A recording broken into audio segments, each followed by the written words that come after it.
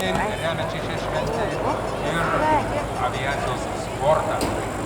Akrobatinės grupės vedantysis yra Rolandas Paksas, Kanalikų J-52. Jam iš dešinės su lėktuvu skrenda Robertas Noreika. Mojuojam! Pamatėsiu!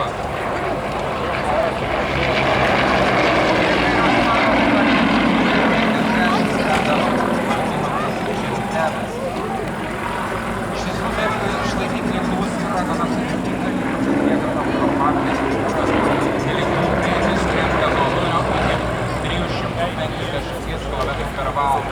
O dar reikia riesti kilpas ir kitas figūras, tačiau šie lakūnai kartu skraido jau seniai, o grupinės smūgės svarbiausia meistriškumas yra to jau patvirtintas tikėjimas.